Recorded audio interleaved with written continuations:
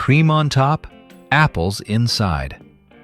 This famous Italian recipe creates a unique texture where the pastry meets the custard. Simple, fast, and incredibly delicious. Let's start preparing the dough base. We will need a deep mixing bowl. Make sure it's spacious enough for whisking. Crack 3 medium-sized eggs into it. This is the protein structure that will hold our cake together, giving it that perfect lift and stability in the oven. Add a pinch of salt for balance. Now vigorously whisk everything together. Your goal is to achieve a perfectly silky consistency without any separation. The mass should be uniform and ready for the next ingredients.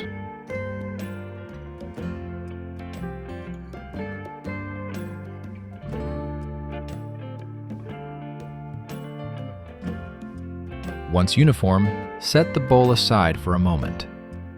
Now, precision is key. Take your kitchen scale, place a glass on it, and measure out exactly 200 grams of sugar. Getting the measurements right is the first step to a perfect texture.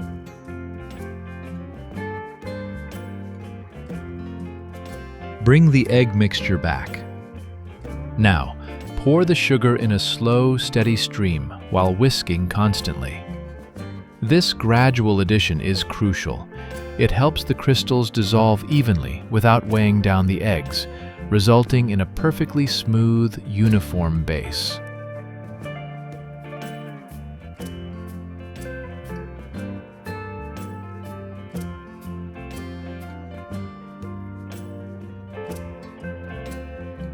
Move the bowl to the side. Next, measure out 80 milliliters of vegetable oil using a measuring cup.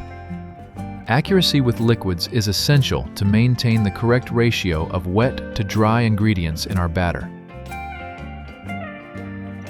Now for a crucial step, emulsification. Pour the sunflower oil into the mixture in a thin, steady stream while whisking continuously. We don't want to just dump it in. We want to incorporate it slowly. This technique ensures the oil is evenly dispersed, creating a glossy, stable batter that won't separate.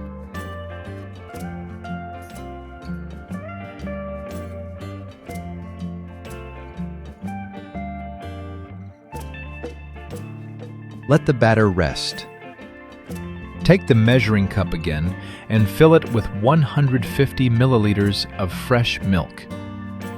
This simple ingredient will balance the richness of the oil and eggs, bringing a lightness to the structure we are building. Pour the milk into the bowl, stirring constantly. Watch how the mixture changes. It becomes lighter, whiter, and much more liquid. We need this thin consistency right now, so that the flour mixes in easily later without any lumps.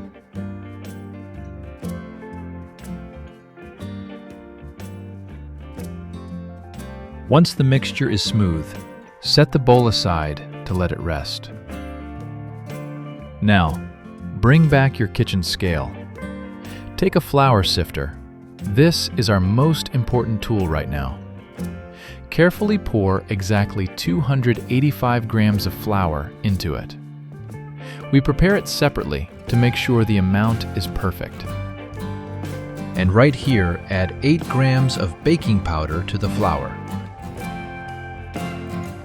Now, gradually sift the flour and baking powder into our liquid mixture.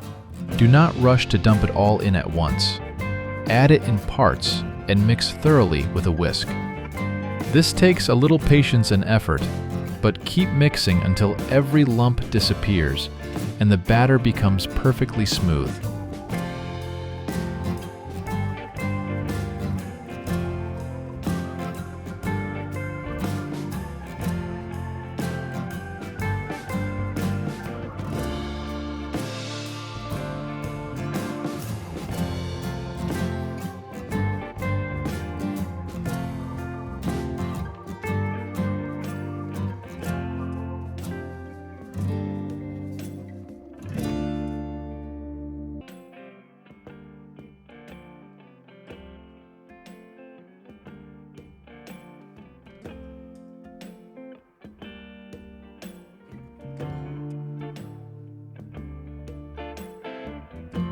We are almost there.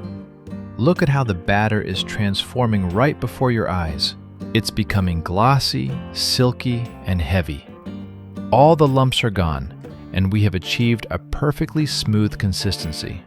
Now for a burst of freshness. Take a lemon and grate the zest directly into the dough. This citrus note will cut through the sweetness and fill your kitchen with an incredible aroma while baking. Take the whisk and give it a final good mix. As you stir, you'll smell that amazing citrus aroma releasing. We want the zest to be distributed evenly throughout the dough, so every bite is flavorful. Set the batter aside for a moment. Take a small bowl. We aren't wasting anything. Take the same lemon we just zested, cut it in half, and squeeze out all the juice. We need every drop. To prepare the cream, we need a saucepan. Place it on your work surface. Pour the squeezed lemon juice into it. I highly recommend doing this through a sieve. This ensures that no seeds or excess pulp get into the pan, guaranteeing a perfectly smooth, silky cream. To the lemon juice, add 50 grams of sugar to balance the tartness. Then, add 20 grams of cornstarch. The starch acts as our thickening agent. It's exactly what will turn this liquid into a stable, glossy cream once we heat it. Stir vigorously until the powder disappears. You need to make sure the starch doesn't stick to the bottom. The mixture should turn into a uniform, cloudy liquid, looking a bit like milk. Add the egg and mix until smooth. Don't be lazy here. Stir well. Everything needs to be perfectly combined into one liquid before we move to the stove. And the final ingredient is milk. Take your measuring cup and measure out 250 milliliters.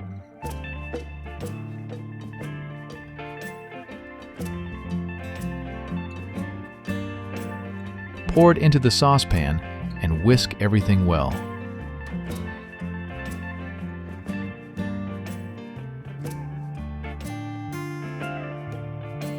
Watch how the bright yellow color turns into a gentle, pale cream. Now it looks perfect. We need a gas stove for the next step. Place the saucepan on the burner and light the fire. This is where we will cook our mixture until it transforms.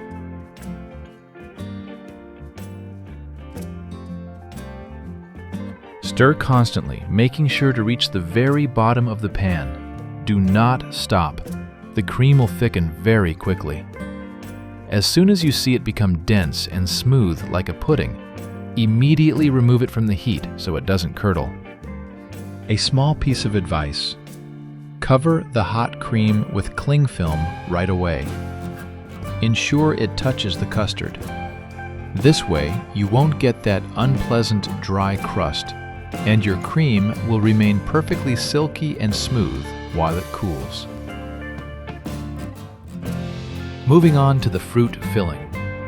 We need one large, juicy apple.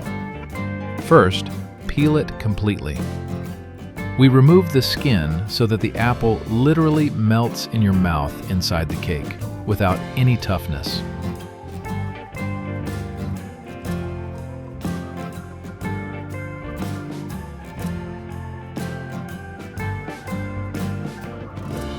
Divide the apple into 2 halves and clean out the hard center.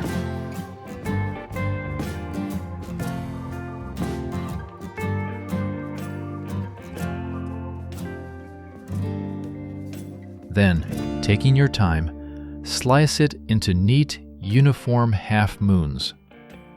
Try to keep the knife moving steadily to make every slice the same thickness. These thin apple petals will distribute evenly throughout the pie, ensuring that in every single bite, you get the perfect balance of fruit and sweet sponge.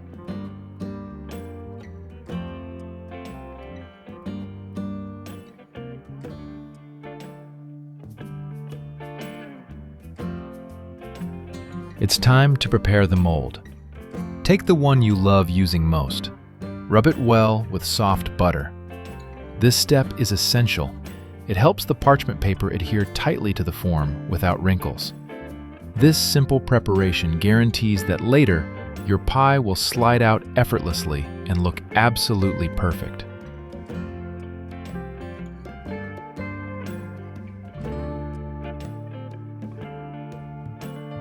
Once the parchment paper is neatly tucked in, bring back our bowl of batter.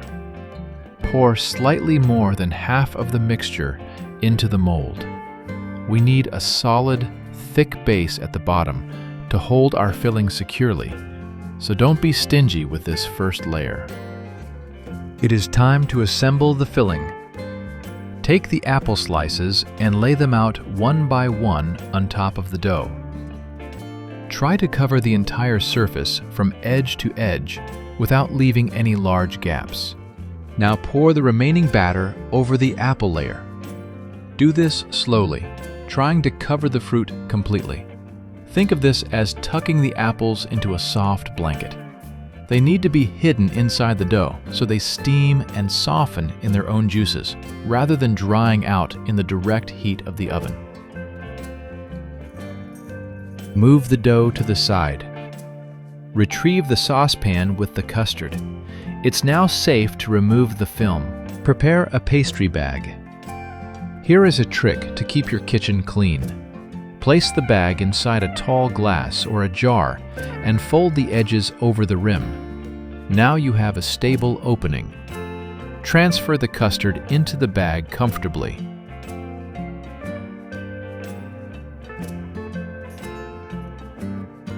Bring the cake tin back to center stage. Now for the artistic part. We will create a sunburst pattern. Starting from the outer edge of the mold, pipe thick, straight lines of custard towards the very center, like spokes on a wheel. Don't be afraid to press firmly.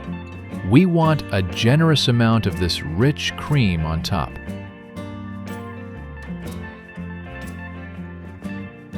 So, everything is ready to send our pie to bake. Place it in an oven preheated to 180 degrees Celsius or 356 degrees Fahrenheit. Bake for 40 to 45 minutes. Keep an eye on it. We are looking for a beautiful golden crust. Once the pie is ready, let it cool down slightly. Don't rush. Then, take a spatula and gently run it along the edges to help the pie release from the mold effortlessly.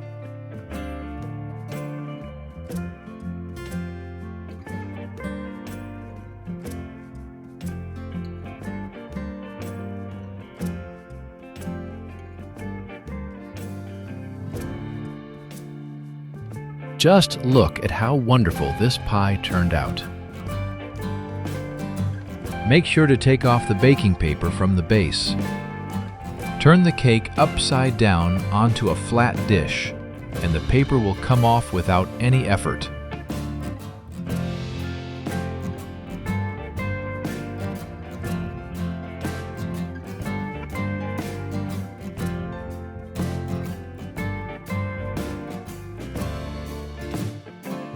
Now, carefully flip the pie back onto your serving plate. Take a moment to really admire it one more time. Look at that beautiful golden brown crust and the creamy pattern on top. It turned out absolutely wonderful, didn't it? The final stage, but a very important one. To make the pie look even more appetizing, give it a dusting of powdered sugar. It highlights the golden crust beautifully. Now it looks absolutely perfect. Well, all that's left is to cut a slice and taste it. The knife glides through the sponge like butter. Just look at how soft and juicy it is inside. The combination of the tender apple filling, the creamy custard, and that refreshing lemon zest is simply incredible. It literally melts in your mouth. Be sure to brew some tea and treat yourself and your loved ones. Thank you for cooking with me. Don't forget to subscribe for more delicious recipes. Bon appetit!